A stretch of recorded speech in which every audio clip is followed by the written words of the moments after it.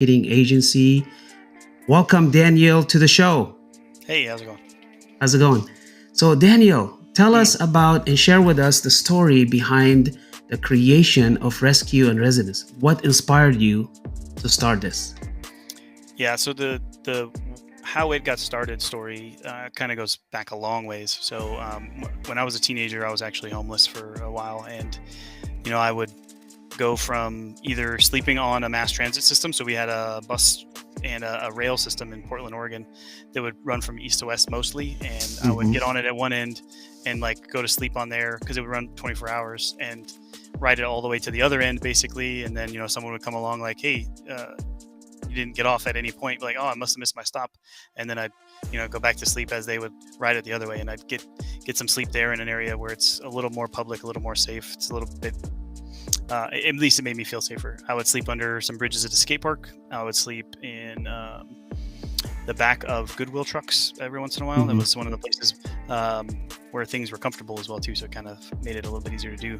But the preponderance of the time I would spend doing what I've learned as I'm going through this process, learning more and more about helping those experiencing homelessness, is that teenagers in general do what's called couch surfing, and that's Hmm. still considered homelessness. They don't feel safe in their home, or they don't have a home. They don't have a family that they can stay with.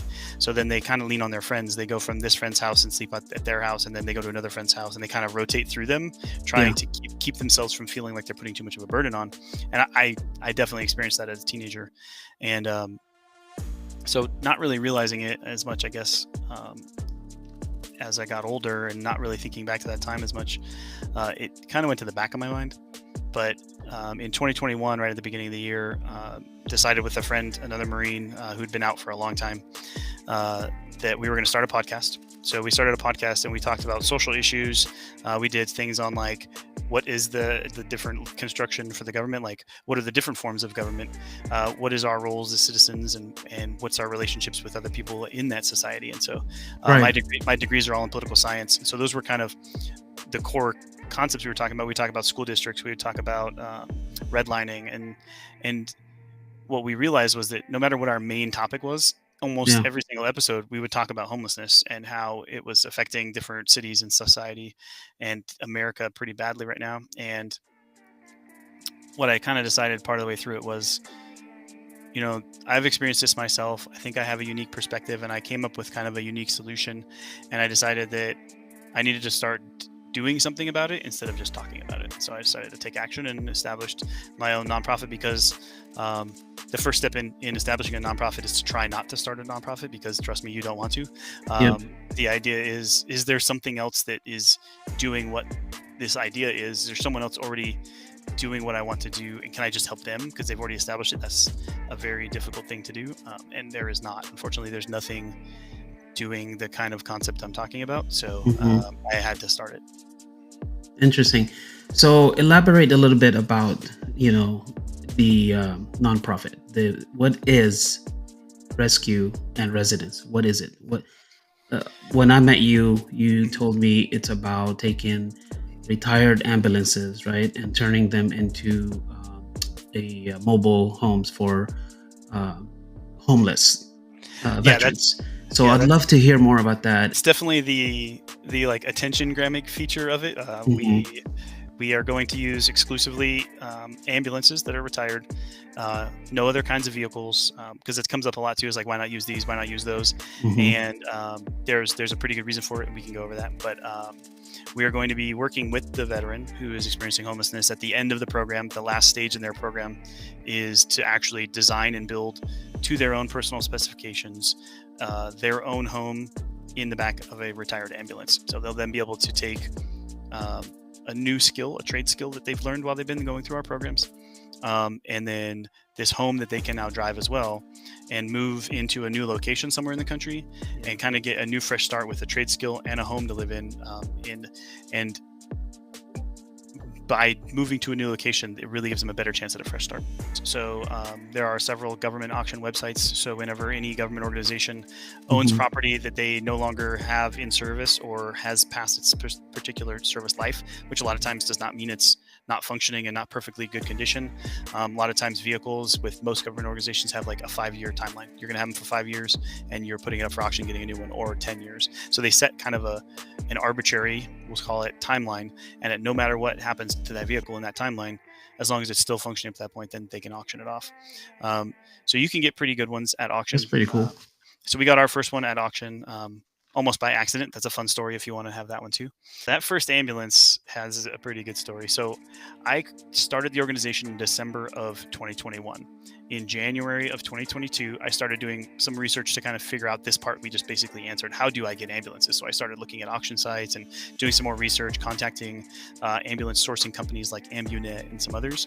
And I'm just at the time doing research, right? So I'm going through, I'm hitting watch on like all the ambulances I can see. So I figure out what they sell for and I like write it down. I'm like, okay, this year with this many miles and this kind of engine sells for this much. And so I create this kind of list. And so I'm keeping track and starting to get a pretty good idea of what I can expect to spend on them. That's cool. And so I was like, well, if I find one that's just this amazing deal and it's like right at the end of the auction and I know I want to get it, yeah.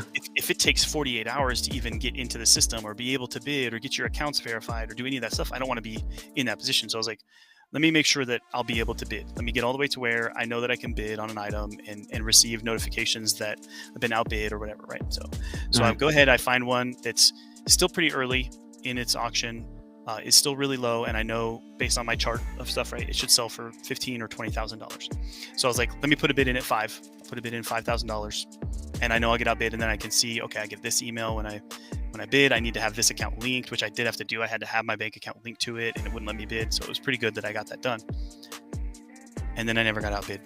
It just went like it's going. I'm like, oh. And this was 2 weeks into the organization. I don't have money. Like I had just gotten started.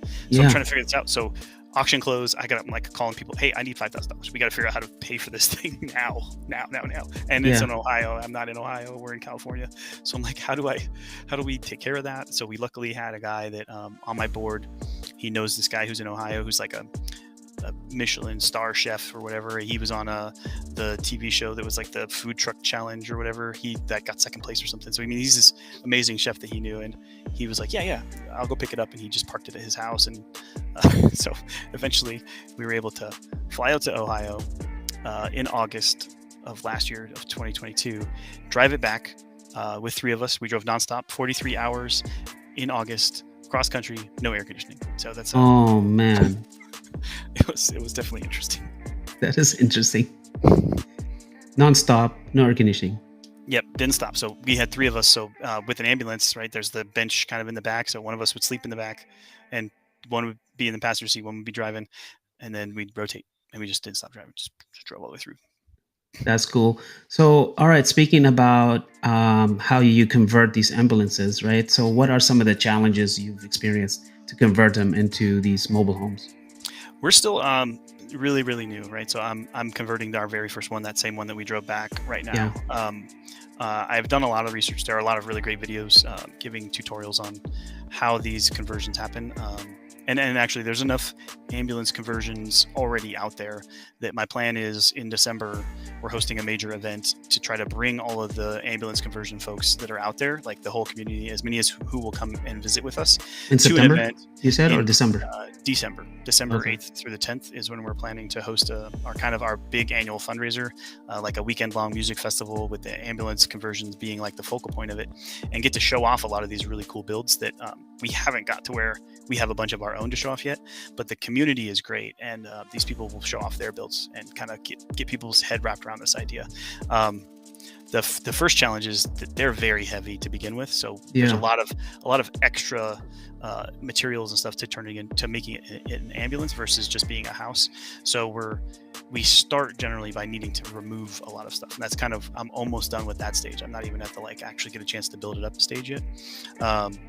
And then I guess the next challenge is funding it. So it is an expensive kind of process. So between solar panels and battery systems, got to put some kind of fridge and a cooking area and a sink, right? So, and then my plan is that all of them will also have a shower and a toilet, which those aren't too expensive to build out. It's generally the batteries really and the solar panels that suck up a lot of the cost. Yeah, it's very expensive.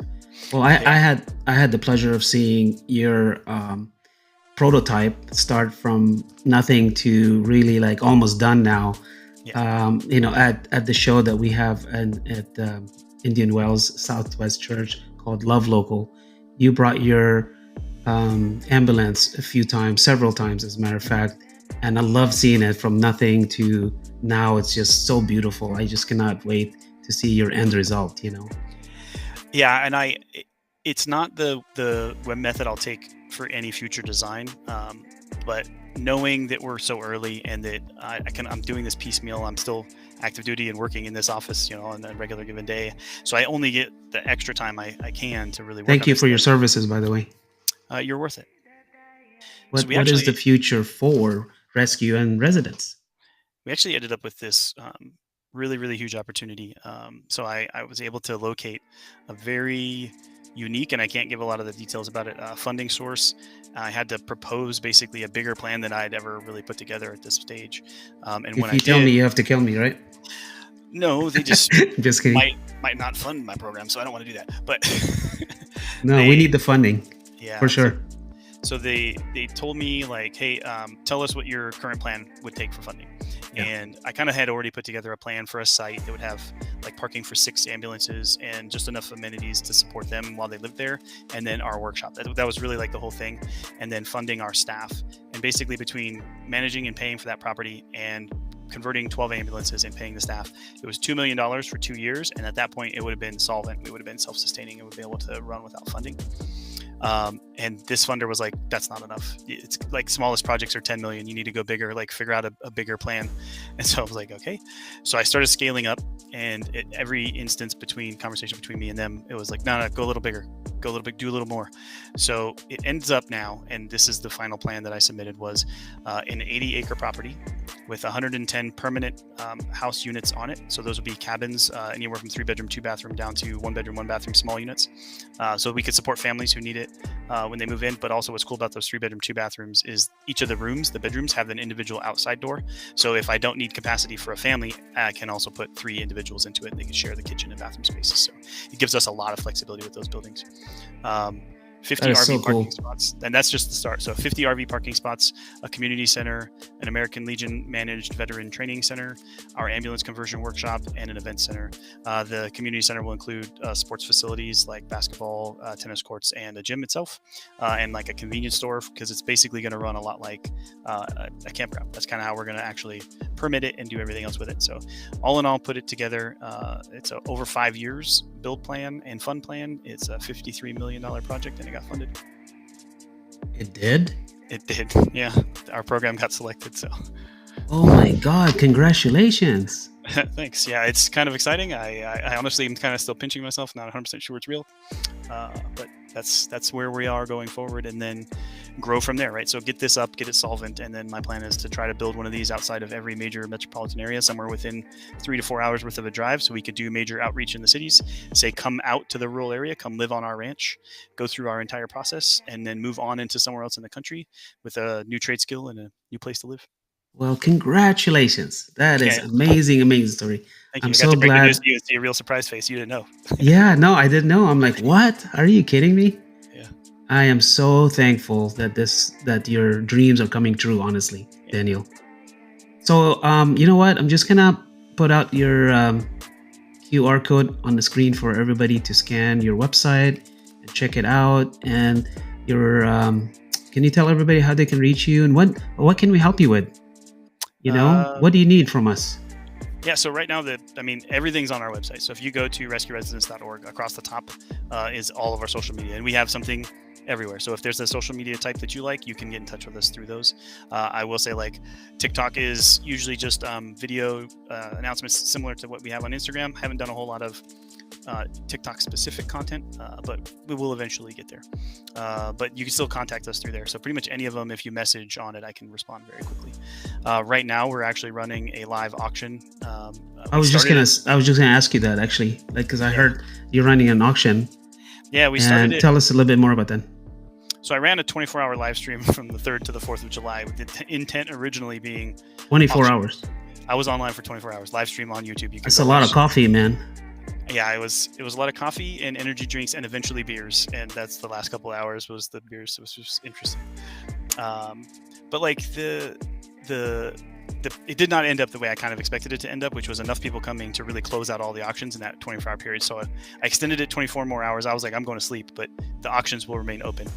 And they still didn't hit reserve on quite a few items that a lot of people seemed really interested in, but they didn't meet the reserve on those items. So I opened it back up. It's open for a whole week right now, from Sunday, basically a couple of days ago, until this coming Sunday. So it'll end on the 31st of July at midnight. And these are all like very patriotic 4th of July looking kinds of themed items. And what I'm realizing is, we learn from all of these experiences, and the more I do to try to do more for the organization, I realize I need to adjust a little. I think that's what humans are supposed to do. So what I would really do is next year, my plan is I'll do this for the month of June, with it ending a week before the 4th of July, so I can send you your patriotic item so you could display it on the 4th of July. Like starting it on the 4th of July and then be like, cool, you won this thing that you're not going to have for a week. Dang it. I probably should have done this before we should have. Profit.